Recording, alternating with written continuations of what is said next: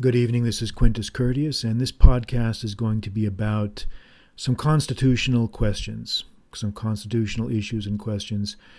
I recently had I was approached by a reader, and he asked me to do a podcast on some of these constitutional and legal issues that have come up with the Trump administration's these new directives, whether they're constitutional or not, or to try to explain or make sense of all the legal maneuvering and courts getting involved and executive orders and all these types of things. So I was initially a little bit reluctant to do that because that's not really what I generally like to talk about. But the more I thought about it, I thought it was kind of a good idea, and it might be useful because I really get the sense that government, things like government and civics that were taught in schools, when I was a student, back in the 80s, are not really taught very much anymore. And there's a lot of confusion. So I figured it would be worth just saying a few things about that. So I'll do that. So I think when we're talking about constitutional issues or questions, or whether a branch of government can do or not do something, or whether a law is constitutional or not, or whether an executive order is constitutional or not, we have to first understand the three branches of government. And we have to remember that in the 1780s, when our founding fathers were forming this government that we have, they were very, very careful and very thorough. They did their research, and they were very careful to set up a government of checks and balances. And what that means is that no one branch of the government can overpower the others. And this was designed to prevent the emergence of a all-powerful king or emperor in the New World. That's really what this was designed for. So the founding fathers, men like James Madison, James Monroe, Thomas Jefferson, and many others, were very careful in how they set up the federal government. But in short, the simplest, and again, in a podcast like this, I'm not going to go into every single minute detail. You can read on your own. But in the simplest terms, there are three branches of government: the executive, the legislative, and the judicial.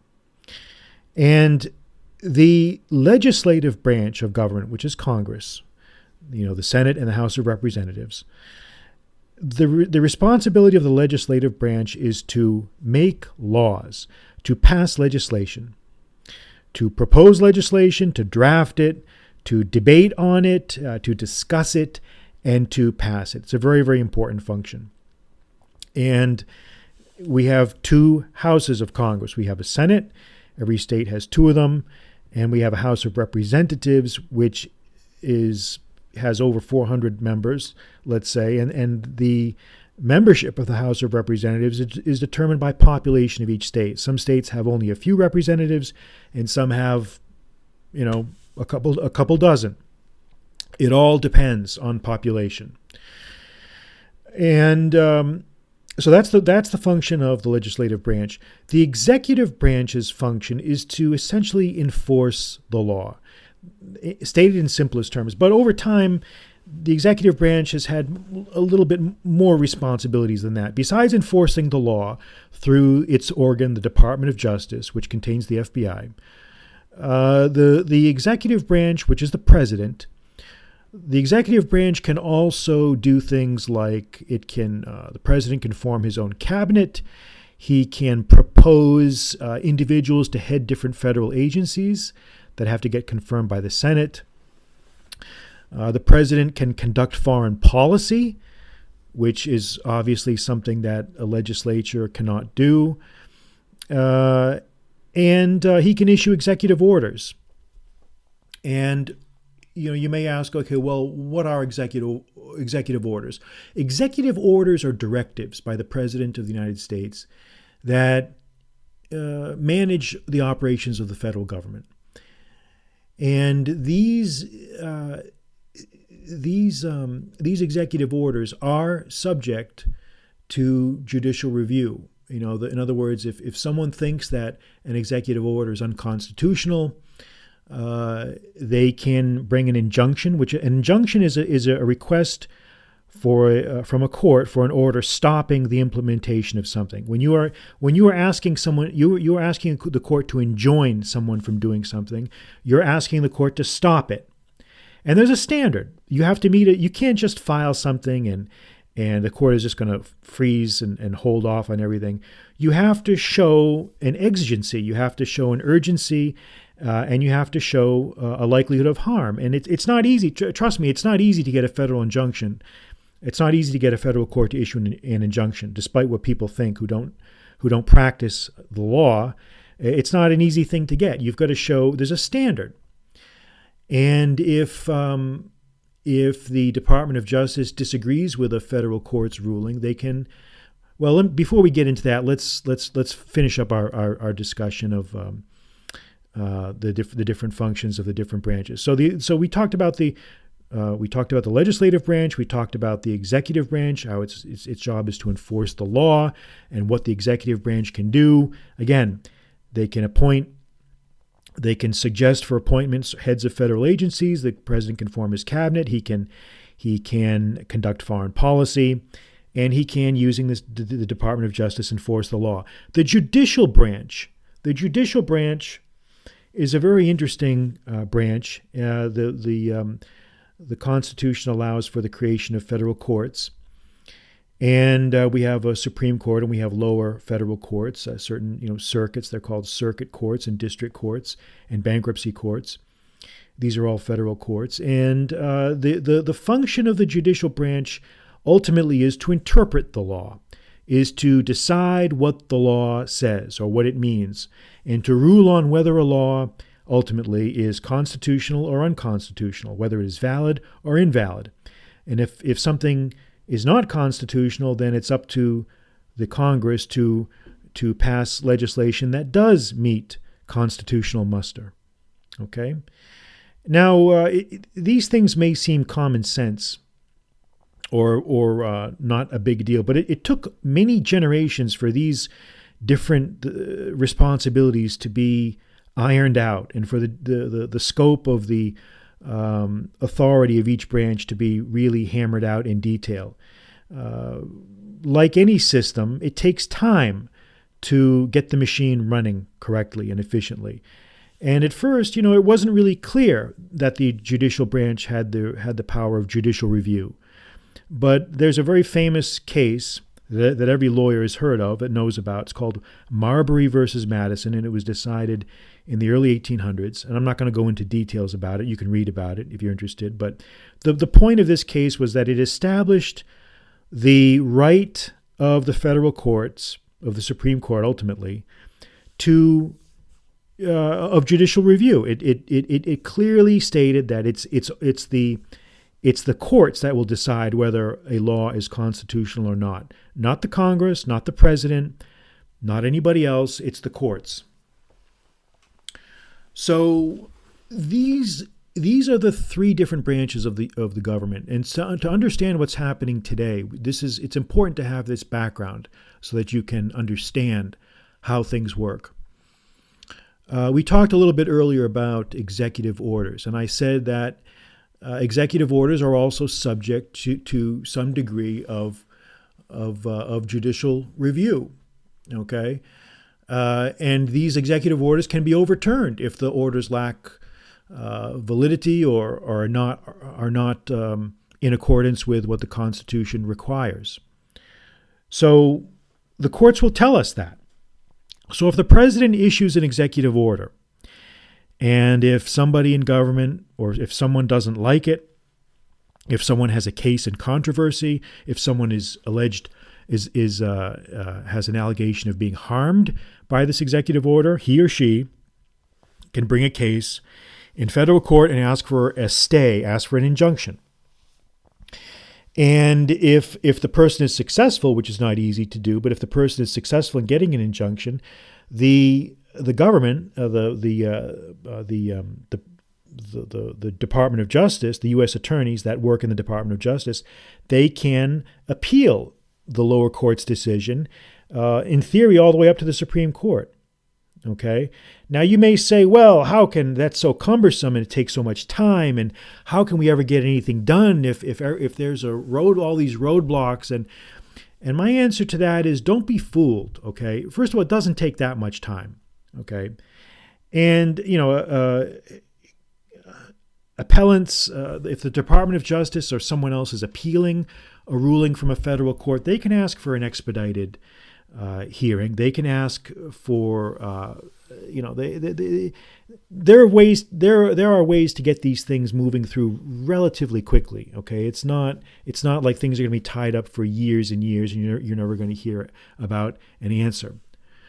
And the second comment I would have about that is, look, the framers. The framers deliberately intended the mechanisms of government to be a little bit slow. Okay, high speed, quick, instant efficiency is not necessarily a good thing when it comes to the preservation of rights, because remember, the framers were concerned about protecting the rights of the citizenry. They were concerned about guaranteeing a orderly and functioning democratic republic system. And high speed is not always in a virtue that ties with this intention.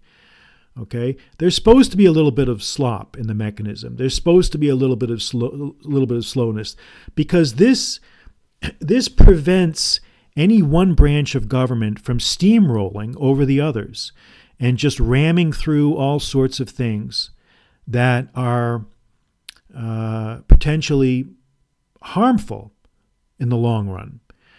Because the framers understood that when it comes to government, if you proceed slowly and cautiously and carefully, you're much less likely to go wrong than if you just issue decrees from the seat of your pants and demand that everybody complies with it. The president is not an emperor. The president is not a king. The president is not a sovereign, okay, in theory. The president cannot just issue decrees and have instant compliance from everyone and not expect any challenges. And if there are challenges, there's a mechanism for resolving them. If there is a challenge to an executive order or a law, the appropriate challenge for that is to bring a case before the courts. And if you have a case, make your argument and await to see what the ruling is. And if you don't like the ruling, you have the power to appeal it. And that's how the system is supposed to work. And that's how it's worked for 200 years. Now, someone was asking me, what happens if a federal judge, and this seems to be a question on everyone's mind, what happens when a federal judge issues a ruling and the executive branch just refuses to abide by it? They just try to ignore it. Well, the answer is we've never really been down that road before, thankfully. The closest I think we ever came was in the 70s with the Watergate scandal, where the Supreme Court told President Nixon to turn over the tapes, and he, instead of burning them, he turned them over. He complied. He had enough respect for the institution to know when to stop. And if a federal court issues an injunction or an order, and the president ignores it and has his functionaries try to just ignore it and just go on with their business, in theory, a federal judge can send a U.S. Marshal to enforce the order, can actually stop the person from violating the court order. Now, this is in theory. Again, we've never really been down this road before. I've seen this in my own career. I've seen this in practice. Let's say you have a federal bankruptcy judge, and he calls a debtor who has filed a bankruptcy case before the court, and the debtor has been told to, say, turn over a tax return or something, or comply with some court order, and the debtor doesn't do it. Well, the judge, the federal judge, can issue a writ and have a U.S. Marshal physically bring that debtor into court and make him stand tall before the judge and answer and show cause why he has not complied with the court order. This happens. This is not a joke, okay? Or here's another example. Let's say a person who was wrongfully denied, let's say the FBI wrongfully denied someone the purchase of a firearm based on their erroneous information that the person had a felony conviction. The person can sue the FBI, sue the Department of Justice in federal court. Let's say the person prevails, and the judge rules that the plaintiff is entitled to purchase a firearm. Let's say the FBI refuses to update their records. Let's say they refuse to expunge. They refuse to remove this person's erroneous felony conviction from their records. Well, a federal judge can punish them for that. Can actually sanction them. They can do a variety of things. Again, this never happens, or hardly ever happens, because we've always lived in a country where ultimately everyone knows where the boundaries are. But the problem can arise where you have actors who don't understand the boundaries, who don't have respect for the system, who don't care about the integrity of the system. And this is where problems can come up. So I hope we never get to that point. But I just wanted to make this podcast to just put out some ideas and just do a short explanation of what these issues are so people can get a better grasp of them. So keep rolling, keep crunching, and we will talk soon.